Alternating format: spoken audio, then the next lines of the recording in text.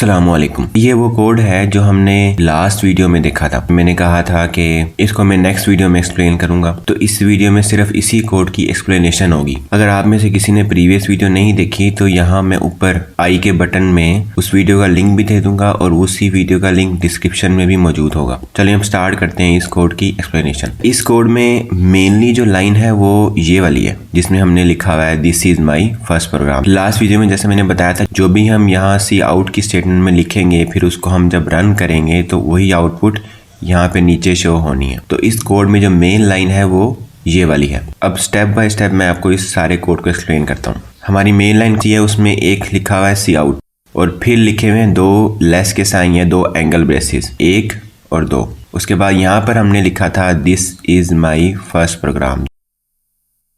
ये एक मैसेज था जो भी हम डिस्प्ले करना चाह रहे थे। अब इसको आपने इन्वर्टेड कॉमास के अंदर लिखना था, इन्वर्टेड कॉमास के अंदर इसको लिखना था। ये एक्चुअली एक मैसेज है जो भी हम अपनी आउटपुट पर शो कराना चाह रहे हैं। अब जिस तरह किसी भी लैंग्वेज में होता है कि जब भी उसका कोई सेंटेंस एंड होता है तो कोई भी हम सिंबल लगाते हैं, जिस तरह इंग्लिश में डॉट है। तो ये चूंकि प्रोग्रामिंग लैंग्वेज है, इसमें भी वही रूल है कि जब भी कोई लाइन एंड होती है तो तब भी हमने एक सिंबल लगाना है और वो यहाँ पर सिंबल है सेमीकोलन। ये एंड पर एक सेमीकोलन इसलिए ये वाली लाइन एंड हो चुकी है तो एंड पर हमने लगाना है एक सेमीकोलन। तो इस लाइन में कुछ पार्ट्स कौन कौन से हैं? एक तो सी आउट है, दूसरा दो लेस के साइन है, फिर हमारा अपना मैसेज है और उस मैसेज को हमने इन्वर्टेड कॉमास के अंदर लिखना है और लास्ट पे चूंकि लाइन एंड हो चुकी है तो फिर हमने एंड में सेमीकोलन लगा देना है। ये वो लाइन है जो हमारे प्रोग्राम में एग्जिस्ट करती है जिसको हम एक्चुअली रन करना चाहते हैं। अब इस लाइन को रन करने के लिए हमें कुछ और लाइंस अपने कोड में लिखनी पड़ती हैं।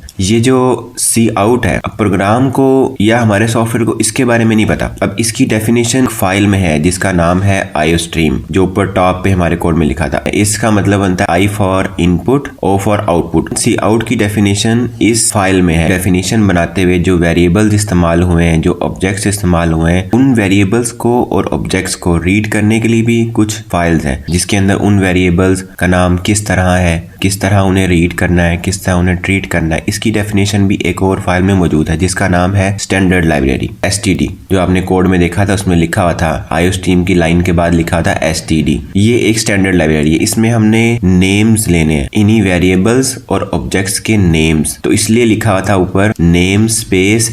अब इस सारे को मैं फिर से एक्सप्लेन करता हूँ एक दफा। ये सारा मैं रेज कर रहा हूँ। हमारी एक्चुअल लाइन सी आउट, दो लेस के साइन और इन्वर्टेड कॉमास के अंदर हमने अपना कोई भी मैसेज लिख देना है जिसको हम डिस्प्ले करना चाह रहे हैं। इन्वर्टेड कॉमास क्लोज और लाइन चूंकि खत्म हो चुकी है इसलिए सेमीकोलन लिख दिया गया। अब इस सी आउट की कमांड को रन करने के लिए हमने ऊपर लिखना है आईओस्ट्रीम। अब इस लाइन को रन करने के लिए हमने वो फाइल लिखनी है जिसमें इस फाइल में जो भी वेरिएबल्स और ऑब्जेक्ट्स इस्तेमाल हुए हैं उनको रीड किया जा सके। वो फाइल कौन सी है? STD। और उसका हमने नेम स्पेस यूज करने हैं। अब प्रॉपरली इसको प्रोग्राम में किस तरह लिखेंगे? आईओस्ट्रीम की फाइल जो इंक्लूड कर रहे थे उसमें लिखा होता है हैश इंक्लूड, एक लेस का साइन डाला था और यहाँ पे स्ट्रीम के बाद एंड पे भी एक ग्रेटर का साइन था। तो आईओस्ट्रीम की फाइल इस तरह इंक्लूड की जाएगी हमारे कोड में। ये लिखा जाएगा सी आउट की लाइन से पहले। और नेम स्पेस स्टैंडर्ड लाइन कैसे लिखनी है? इससे पहले शुरू में लिखना है यूजिंग। अब ये लाइन चूंकि खत्म हो चुकी है तो यहाँ पे आपने लिखना है सेमीकोलन और इस ऊपर वाली लाइन में आपने सेमीकोलन नहीं लिखना। इन शॉर्ट यूं कह लो कि इस एक लाइन को रन करने के लिए हमें इन दोनों लाइंस की जरूरत पड़ेगी लाजमी। हमने हमेशा जो भी कोई कोड रन करना है उसमें टॉप पर सबसे पहले हमने ये लाजमी लिखना है आईओस्ट्रीम और दूसरा यूजिंग नेम स्पेस STD। अब बस एक चीज रह गई है कि हमने इस लाइन को लिखना कहाँ पर है। जो भी आपने लाइन लिखनी है उसको हमेशा एक फंक्शन के अंदर लिखना है। तो अभी हमारे पास सिर्फ मेन फंक्शन ही है और हम चूंकि ये पहली लाइन ही लिख रहे हैं, हमारा कोड यहीं से स्टार्ट हो रहा है, तो कोड का जो स्टार्टिंग पॉइंट होता है वो मेन फंक्शन में लिखा जाता है। हर फंक्शन की एक बॉडी होती है। बॉडी को हम डिफाइन कैसे करते हैं? जिस तरह मैंने इस लाइन को एक फंक्शन की बॉडी में इंक्लूड करना है तो मैंने इससे पहले लिखना है एक कर्ली ब्रेसेस ओपन करनी है और यहाँ पर मैं कर्ली ब्रेसेस एंड कर रहा हूँ। तो ये एक फंक्शन की बॉडी बन गई। अब ये वाली जो लाइन है ये एक फंक्शन की बॉडी में, अभी तक हमने फंक्शन नहीं लिखा, फंक्शन हमने इस लाइन से पहले लिखना है। फंक्शन का नेम मेन है जो अभी तक हमारे प्रोग्राम में लिखा हुआ है, ये मेन फंक्शन का नेम है। अब इसको डिफाइन कैसे करना है कि ये वाकई फंक्शन है, तो उसके बाद आपने लिखना है मेन के बाद स्मॉल ब्रेसेस ओपन करनी है और साथ ही क्लोज कर दें। तो ये वाली जो स्मॉल ब्रेसेस हैं ये रिप्रेजेंट कर रही हैं फंक्शन को, ये फंक्शन की रिप्रेजेंटेशन है। अब एक और बात, जिस तरह आप जब मैथ में वेरिएबल बनाते हैं, जिस तरह फॉर एग्जाम्पल मैं कहता हूँ कि x = y+1, तो हमें पता होता है कि इस y की डोमेन क्या है, x की डोमेन क्या होगी। तो हम जब भी कोई वेरिएबल बनाते हैं या फंक्शन बनाते हैं प्रोग्रामिंग के अंदर, तो उसके बारे में हम बताते हैं कि उसमें स्टोर क्या होगा, उसकी डोमेन क्या होगी। तो अब यहाँ पर हमारे मेन फंक्शन की डोमेन क्या है, मैं ये फॉर एग्जाम्पल कहता हूँ कि इसमें सिर्फ इंटीजर वेरिएबल्स ही रिटर्न होंगे।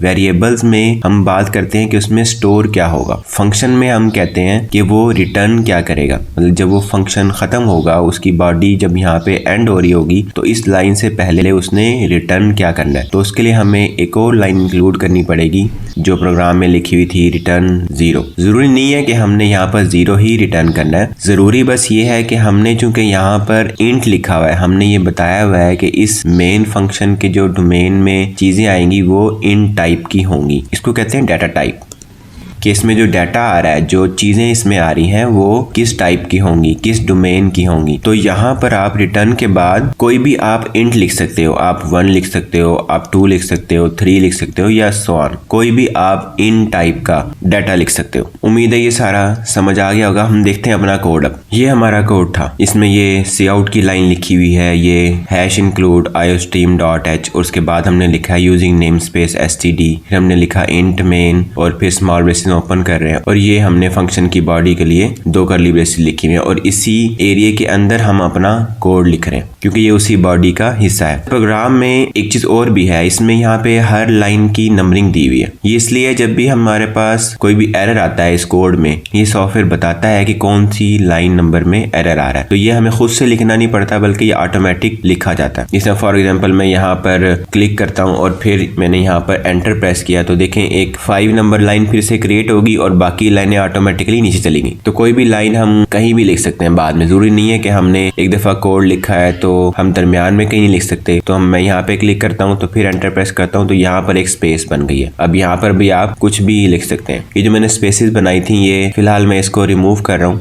मैंने बैक स्पेस का बटन प्रेस किया, यहाँ ये वाली स्पेस भी खत्म करनी है, तो फिर से मैंने बैक स्पेस का बटन प्रेस किया। जब भी मैं यहाँ पे कर्सर लेके जाता हूँ तो ये ऊपर एक कुछ शो करता है इस लाइन के बारे में, तो ये उस कमांड के बारे में मुझे कुछ बताता है। तो ये हमारे कोड का हिस्सा नहीं है, वैसे ये टूल हमें इस बारे में इंफॉर्मेशन दे रहा है। जिस तरह मैं इस लाइन के ऊपर लेके आता हूँ तो मुझे ये बता रहा है कि ये इसमें 25 कैरेक्टर्स हैं और आपने क्या लिखा हुआ है, this is my first program. तो ये हमने खुद नहीं लिखा बल्कि ये हमारा टूल बता रहा है, इस लाइन के बारे में हमें इंफॉर्मेशन दे रहा है। इस काउट की लाइन को लिखने का एक और भी तरीका, अगर हम यूजिंग नेम स्पेस std नहीं लिखते, जिस तरह मैं यहाँ पे ये अगर रिमूव कर दूं, मैंने यहाँ पर लिखना है std, ये जो मैंने ऊपर std लिखा है ना, ये मुझे इसी लाइन के साथ इंक्लूड करना होगा। मुझे यहाँ पे लिखना होगा std और फिर 2 कॉलन के सिंबल डालने होंगे। इसे मैं लिख के दिखाता हूँ कोड में। इस लाइन को रिमूव कर रहा हूँ, ये लाइन मैंने खत्म कर दी। अब देखें यहाँ पे काउट के नीचे एक रेड सी लाइन बनी आ रही है। इसका मतलब है कि हमारे प्रोग्राम को ये नहीं पता कि काउट है क्या। जैसे ही मैंने यूजिंग नेम स्पेस std को खत्म किया, तो अब देखें हालांकि iostream तो इंक्लूड है, काउट से पहले iostream की लाइन तो लिखी हुई है, लेकिन iostream को किस तरह रीड करना है, उसमें जो वेरिएबल्स और जो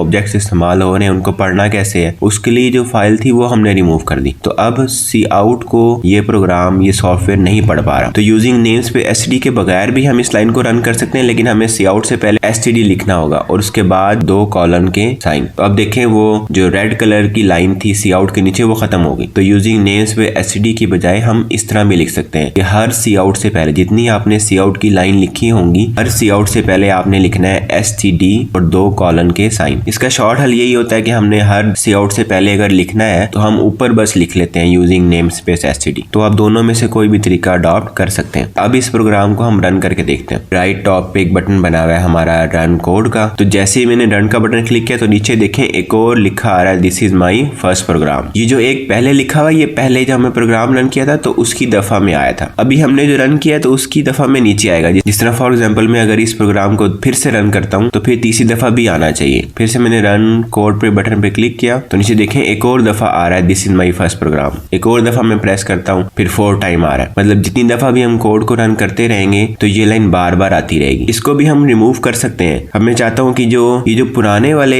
this is my first program है, पुरानी वाली जो आउटपुट है ये खत्म हो जाए, सिर्फ वही शो हो जो करंटली है। तो इसके लिए हमें एक लाइन लिखनी होगी। सी आउट की स्टेटमेंट कहाँ पे लिखी हुई, ये वाली, और मुझे इस लाइन से पहले एक और लाइन लिखनी है। मैंने यहाँ पर क्लिक किया, एक लाइन की स्पेस क्रिएट की। अब मैं यहाँ पे लिखता हूँ सिस्टम 2 स्मॉल ब्रेसेस, फिर मैंने डबल कोटेशन मार्क्स को ओपन करना है और यहाँ पे लिखना है CLS। और ये लाइन चूंकि खत्म हो चुकी है अब मैं यहाँ पर लिख रहा हूँ सेमीकोलन। तो ये हमने लाइन इंक्लूड करनी है इस सी आउट से पहले। इससे क्या होगा, ये पुरानी वाली जो हिस्ट्री की आउटपुट आ रही है ये खत्म हो जाएगी। फिर से मैं इस प्रोग्राम को रन कर रहा हूँ। जैसे मैंने इस प्रोग्राम को रन किया तो अभी देखें फिर से वही पुरानी हिस्ट्री अभी तक रिमूव नहीं हुई। तो ये क्यों नहीं हो रहा है? लास्ट वीडियो में मैंने ये चीज एक्सप्लेन करने की कोशिश की थी कि जब तक हम सेव नहीं करेंगे तब तक ये वाली चेंजेस इंक्लूड नहीं हुई हमारे कोड में। तो मैंने कोई भी चेंजेस करने के बाद Ctrl+S प्रेस करके इस प्रोग्राम को सेव करना है। अब अगर मैं इसको रन करता हूँ तो मैंने ये न्यू लाइन इंक्लूड की थी सिस्टम CLS, तो अब ये मेरे प्रोग्राम में सेव हो चुकी है, इंक्लूड हो चुकी है। अब अगर मैं रन करता हूँ तो अब पुरानी वाली हिस्ट्री नहीं आनी चाहिए। जैसे मैंने रन के बटन पे क्लिक किया तो देखा नीचे बस एक ही दफा आ रहा है this is my first program. अगर मैं दोबारा इसको फिर से भी रन करता हूँ तो फिर देखते हैं आउटपुट क्या यही रहती है।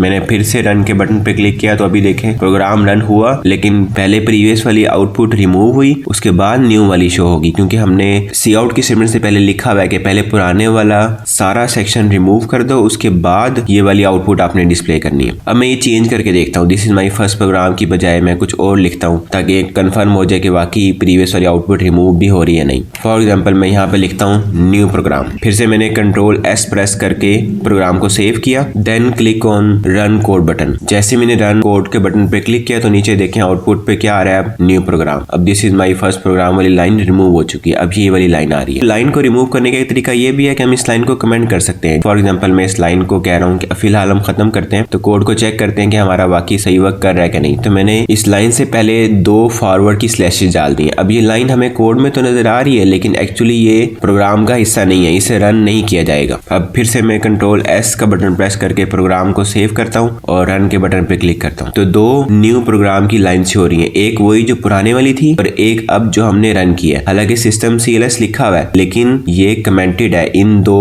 फॉरवर्ड स्लैशेस की वजह से। इसे कहते हैं कमेंट करना। ये तो है सिर्फ एक लाइन को कमेंट करने के लिए। अगर मैं चाहता हूँ कि मैंने 2 या 2 से ज्यादा लाइंस को कमेंट करना है तो एक तो तरीका ये है कि हर लाइन से पहले इन 2 फॉरवर्ड स्लैशेस को लिख लो, एक ये तरीका है। दूसरा तरीका जो शॉर्ट है वो ये है कि जिन लाइंस को आपने कमेंट करना है, फॉर एग्जांपल मैंने इस दोनों लाइन को कमेंट करना है, ये सिस्टम CLS वाली को और सी आउट वाली को। फिलहाल ये मैं सिंगल लाइन वाला कमेंट खत्म कर रहा हूँ और मैंने यहाँ पर लिखना है फॉरवर्ड स्लैश और एक स्टार का सिंबल, और फिर जहां तक मैंने कमेंट करने हैं उसके बाद फिर से मैं यहाँ पर एक लाइन की स्पेस क्रिएट कर रहा हूँ। यहाँ पर मैं लिखता हूँ स्टार और फिर से फॉरवर्ड स्लैश, तो ये दोनों लाइन्स कमेंट होगी। ये थी इस सारे कोड की एक्सप्लेनेशन। इस कोर्स को अगर आप मजीद सीखना चाहते हैं तो चैनल पर प्लेलिस्ट मौजूद है, उसमें सारी लेक्चर वाइज वीडियोस हैं। वैसे इस लेक्चर के बाद आपको कौन सी वीडियो देखनी चाहिए उसका लिंक भी मैंने डिस्क्रिप्शन में दे दिया है, तो वहां से आप नेक्स्ट वीडियो देख सकते हैं।